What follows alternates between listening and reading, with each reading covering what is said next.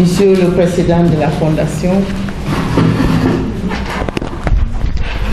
chers acteurs de la société civile, chers partenaires, chères participantes et participants, je me réjouis de participer à cette ouverture sur les défis et enjeux de financement de l'éducation au Sénégal, en votre présence et de celle des acteurs de la société civile. Tout d'abord, je tiens à féliciter les COSYDEP d'avoir entrepris cette belle initiative de réunir les acteurs autour du thème de financement de l'éducation. En effet, compte tenu de l'importance de ces thèmes, la Semaine mondiale de l'éducation pour tous a été célébrée cette année du 24 au 30 avril sur le thème financier l'avenir, les droits à l'éducation maintenant. Comme vous le savez, 2016 est la première année de la mise en œuvre de l'agenda 2030 pour le développement durable dont tous les pays sont appelés à rendre compte dans 15 ans. Les 17 objectifs de développement durable ont été adoptés par l'ensemble des pays lors de la dernière Assemblée générale des Nations Unies en septembre 2015. L'UNESCO a été porté par les pays et partenaires pour la coordination du suivi des cadres d'action ODD 4, Éducation 2030, qui a pour objectif, je cite, assurer l'accès de tous à une éducation de qualité sur un pied d'égalité et promouvoir les possibilités d'apprentissage tout au long de la vie. Le nouvel agenda international, particulièrement ses objectifs sur l'éducation, est l'expression d'une vision partagée et globale et prône une démarche inclusive. Une de ces cibles de cet objectif recommande de faire en sorte que toutes les filles et tous les garçons suivent sur un pied d'égalité. On doit souligner le mot d'égalité ici. Un cycle complet d'enseignement primaire et secondaire. L'autre était au niveau primaire. Cette fois-ci, on parle de primaire et secondaire.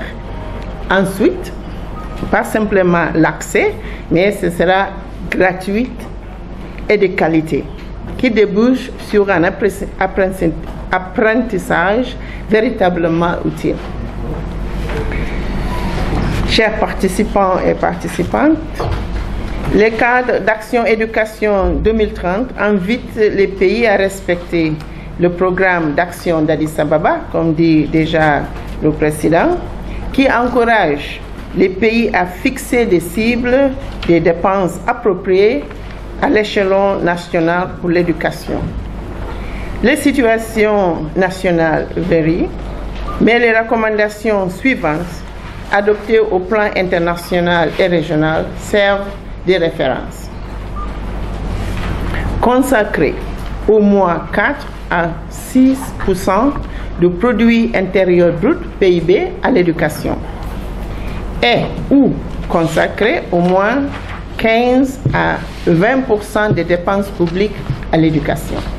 Donc ça c'est clair et c'est tangible aussi.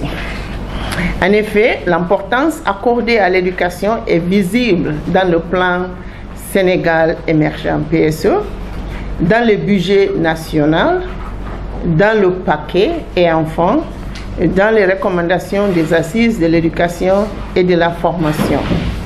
Ce qui propose le pays dans le top des pays africains qui investissent le plus dans l'éducation et indéniablement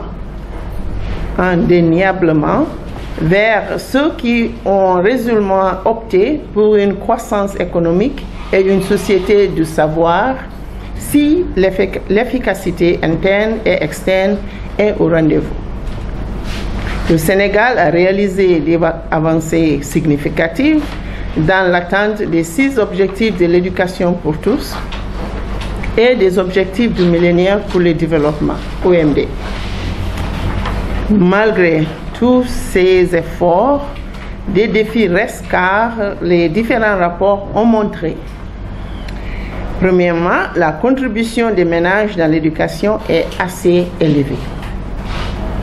Deuxièmement, la dotation des ressources pour les secteurs de la formation professionnelle et technique et l'éducation des bases des jeunes et des adultes, incluant l'alphabétisation et les DARA, et du développement intégré de la petite enfance reste insuffisante. Donc, pour atteindre les 7 cibles définies dans le cadre d'action, il faudra pour chaque pays, y compris le Sénégal, renforcer le partenariat externe et interne avec l'implication des organisations de la société civile et le secteur privé à travers le renforcement du partenariat public-privé.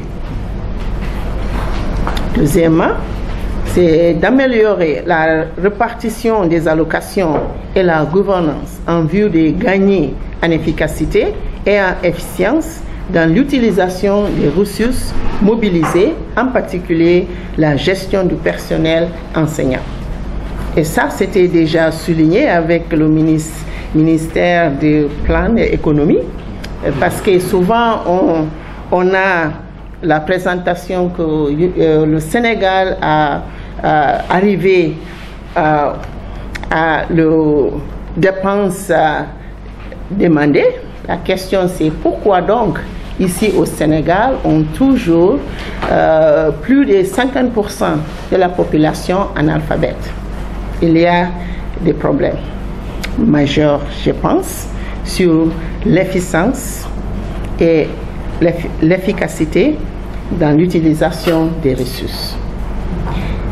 Et troisièmement, c'est d'instaurer un suivi et un système de rapports transparents par un engagement direct en faveur d'une approche coordonnée et d'un système de redevabilité mutuelle. Et ici, je pense qu'OCIDEP va jouer un rôle principal et important. Déjà, vous êtes toujours dans cette voie-là. Permettez-moi donc, une fois encore, de renouveler l'engagement de l'UNESCO à accompagner le Sénégal au plan technique sur l'analyse de sa politique éducative et sur la mobilisation des ressources équitables, adaptées aux priorités définies, aux besoins recensés et aux capacités nécessaires en matière d'éducation au niveau national. Et enfin, qu'il soit possible de progresser sur la voie de la réalisation progressive du droit à l'éducation.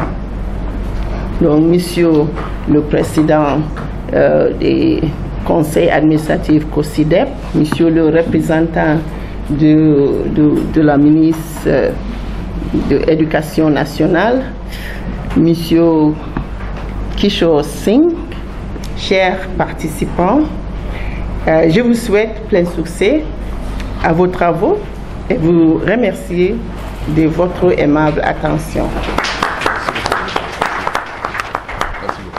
Merci beaucoup.